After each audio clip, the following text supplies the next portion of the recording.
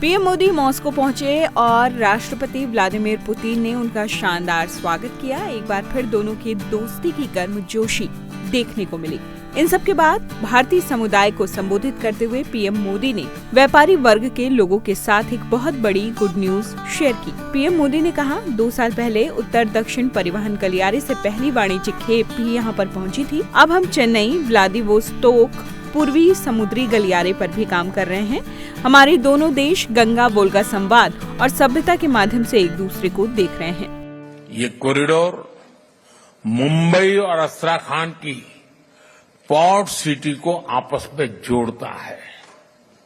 अब हम Chennai Vladivostok eastern maritime corridor पर भी काम कर रहे हैं।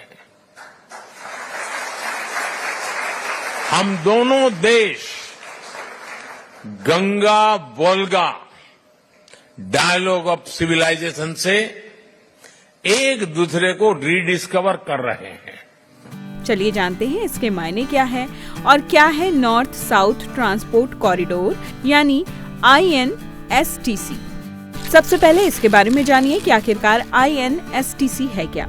साल 2000 में प्रस्तावित INSTC को स्वेज नहर मार्ग के विकल्प के रूप में पेश किया गया। इसका मकसद था ईरान के जरिए भारत से रूस तक माल का परिवहन। प्रस्ताव के समय ये एक महत्वाकांक्षी परियोजना थी जिसमें 7,200 किलोमीटर समुद्री रेल और सड़क लाइनें थी।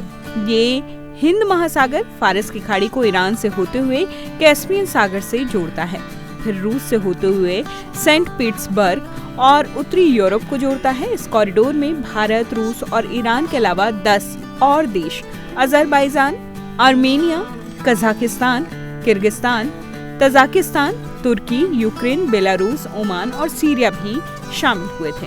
अब ये भारत से कैसे और कहां से जुड़ा, ये जानते हैं।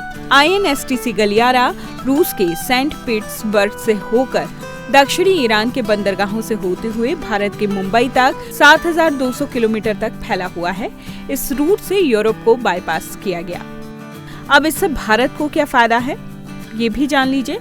अभी तक भारत से रूस तक माल पहुंचाने के लिए व्यापारिक जहाजों को अरब सागर, लाल सागर और भूमध्य सागर को पार करना पड़ता है। इसके बाद फिर पश्चिमी यूरोप के चारों ओर जाना पड़ता है और अंत में सेंट पीटर्सबर्ग पहुंचने के लिए बाल्टिक सागर से गुजरना होता है। अब INSTC कॉरिडोर के खुलने से यात्रा के समय 40 से 60 दिन से घटकर 25 से 30 दिन रह जाएंगे।